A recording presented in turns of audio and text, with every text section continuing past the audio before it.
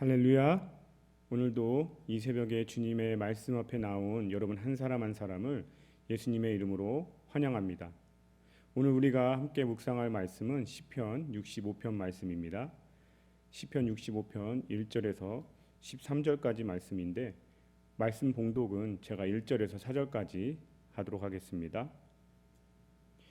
하나님이여, 찬송이 시온에서 주를 기다리오며 사람이 서원을 주께 이행하리이다. 기도를 들으시는 주여, 모든 육체가 주께 나아오리이다. 죄악이 나를 이겼사오니 우리의 허물을 주께서 사하시리이다. 주께서 택하시고 가까이 오게 하사 주의 뜰에 살게 하신 사람은 복이 있나이다. 우리가 주의 집 곧 주의 성전의 아름다움으로 만족하리이다. 아멘. 오늘 우리에게 주신 말씀을 위해서 잠시 기도하도록 하겠습니다. 사랑의 하나님, 감사합니다. 오늘도 이 새벽에 주님의 말씀 앞에 서게 하심에 감사합니다. 기도를 들으시고 또 모든 육체를 주께 나오도록 부르시는 하나님 아버지, 주께서 택하신 백성들이 주의 전에서 평안함을 얻고 만족감을 누리는 이 새벽이 되게 하여 주시옵소서. 주님의 말씀을 듣고 오늘 하루도 살아갈 수 있는 그 힘과 능력을 얻는 시간이 되게 하여 주시옵소서. 감사드리오며 예수님의 이름으로 기도드립니다. 아멘.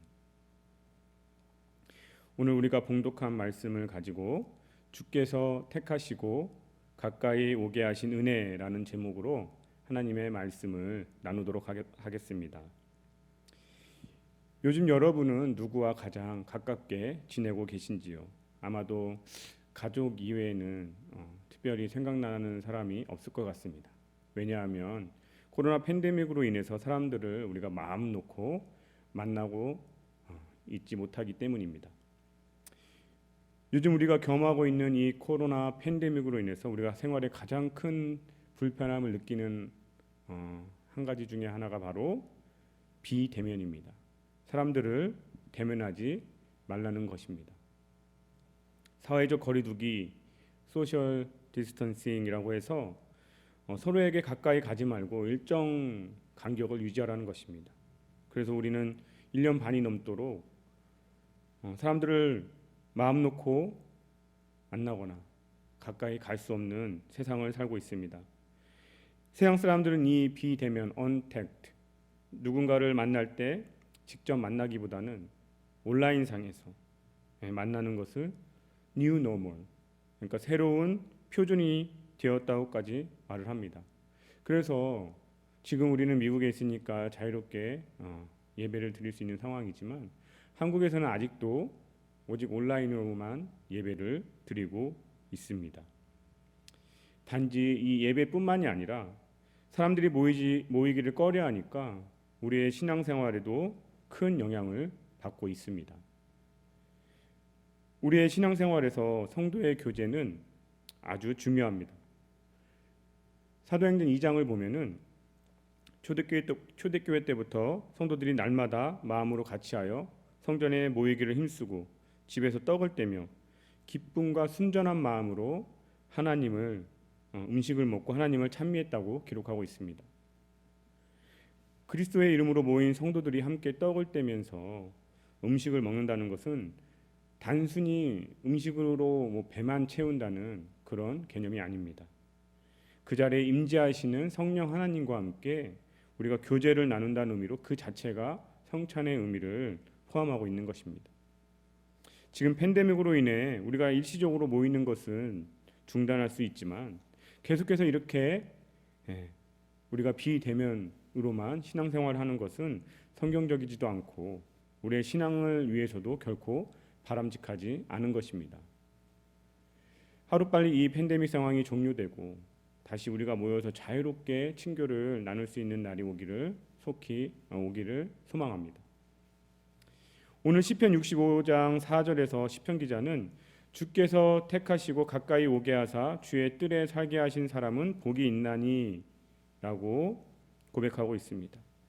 여기서 가까이 오게 하사라는 말의 뜻은 누군가 모르고 있는 사람을 불러서 가까이 오라고 하는 말이 아닙니다. 이미 알고 있고 또 이미 교제하고 있던 사람을 더 친밀하게 더 친밀한 교제를 나누기 위해서 가까이 부른다는 의미입니다. 우리가 앞서 나눴듯이 코로나 팬데믹으로 인해서 사람들끼리 가까이 모이지도 못하고 교회에서 친교도 마음대로 나누지 못하고 있습니다. 그런데 그러한 제약이나 제한 없이 우리가 자유롭게 정말 마음대로 가까이 갈 수 있는 유일한 한 분이 계십니다. 그것이 바로 우리 하나님이십니다. 그래서 위기는 기회라는 말이 있듯이 지금 우리가 사람들과 함께 모이지 못함으로 인해서 신앙생활을 하는데 어려움이 있지만 한편으로는 우리가 하나님께 더 가까이 갈 수 있는 기회인 것입니다. 팬데믹 전에 우리가 우리의 생활이 어떠했는지를 한번 생각해 보면 잘 알 수 있습니다. 팬데믹 전에는 오히려 우리가 너무 자유롭게 사람들을 만나다 보니까 너무 바쁜 거죠. 만날 사람도 많고 해야 할 일도 많고 그래서 오히려 하나님께 나아가서 예배하고 기도하고 말씀 보면서 하나님께 가까이 갈 수 있는 시간이 오히려 부족했습니다. 바쁘게 살다 보니까 또 일에 치이다 보니까 하나님이 우선순위에서 밀리고 만 것이죠. 그렇게 한번 일에 매몰리고 시간에 치이다 보면 하나님과의 멀어진 관계를 다시 회복하기가 쉽지 않습니다. 그런데 코로나 팬데믹이 시작하면서 온 나라가 락다운이 되었습니다.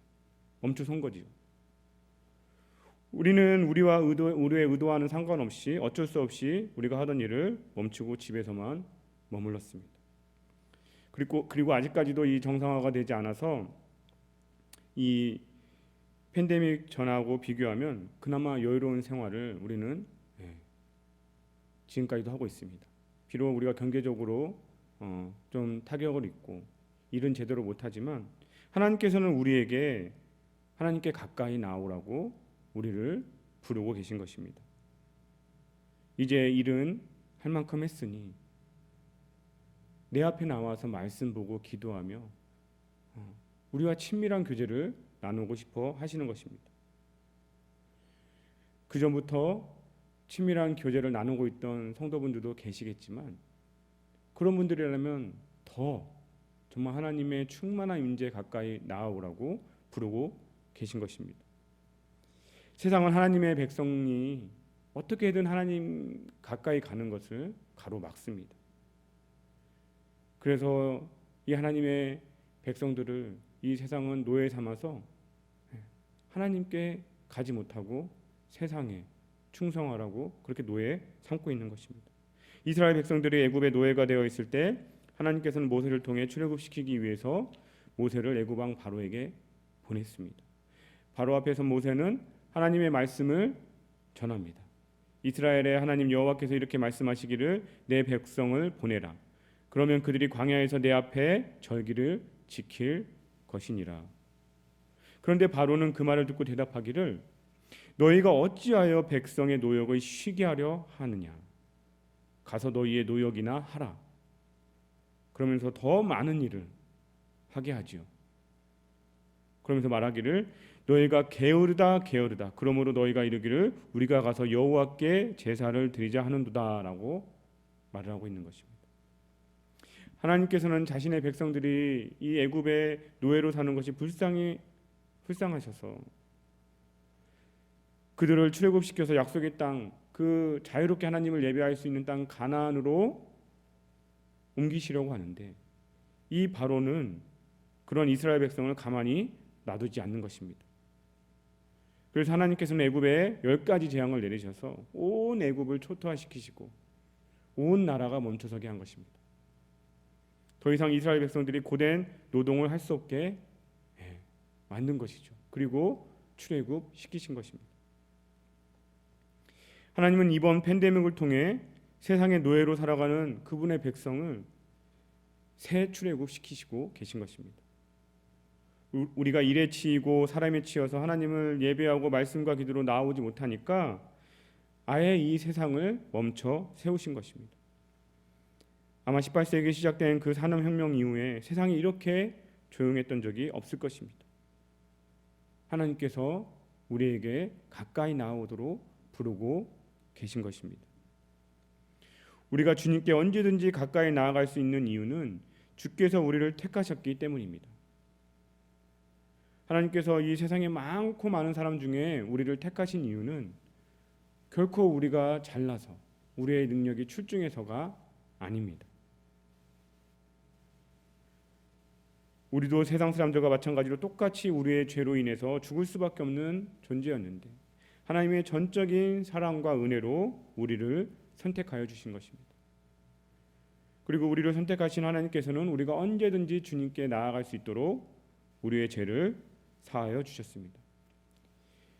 다윗은 3절에서 고백하기를 죄악이 나를 이겼사오니 우리의 허물을 주께서 사하시리이다 라고 고백하고 있습니다. 죄인은 우리는 거룩하신 하나님 앞에 자유롭게 나갈 수가 없습니다. 다윗도 자기의 죄가 얼마나 하나님과의 관계를 가로막고 있는지를 알았기 때문에 죄악이 나를 이겼다고 고백하고 있는 것입니다.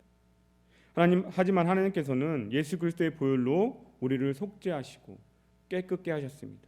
그리고 언제든지 주님 앞에 나와 영원히 주님과 함께 할 수 있는 그 은혜를 허락하셨습니다. 주께서 택하시고 가까이 오게 하사 주의 뜰에 살게 하신 사람은 복이 있나니 할 때 이 살게 하신이라는 말은 단순히 하룻밤 머물다 간다는 그런 말이 아니라 영원히 주의 집에서 거한다는 뜻입니다.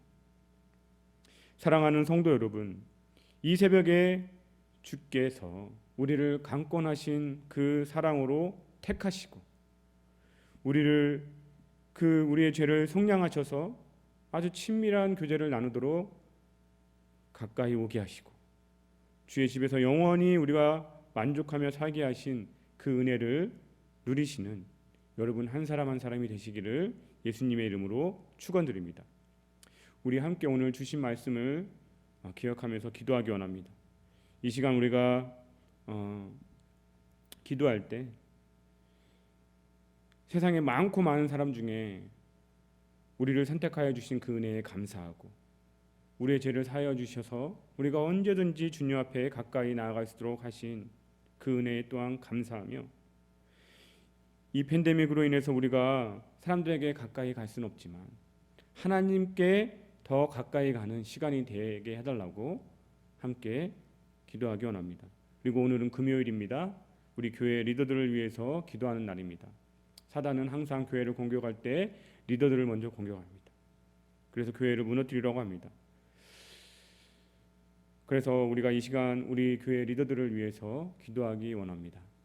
먼저는 우리 특별히 주님께서 세우신 우리 담임 목사님을 위해서 기도할 때 정말 영적으로 강건케 하시고 어떠한 사단의 공격이 틈타지 않도록 주님께서 보호하시고 또 지혜와 능력을 주셔서 하나님께서 주신 비전대로 우리 교회를 잘 이끌어 나가게 해달라고 함께 기도하시고 또 당회를 비롯해서 재직회 각 위원회와 기관과 부서들의 리더들을 위해서 기도할 때 맡겨주신 사명을 잘 감당할 수 있도록 먼저 그의 나라와 그의 의를 구할 수 있도록 또한 팀원들과 하나가 되어서 우리 교회를 든든하게 세워갈 수 있도록 우리 함께 그렇게 리더들을 위해서 기도하시기 바랍니다. 다 함께 기도하도록 하겠습니다.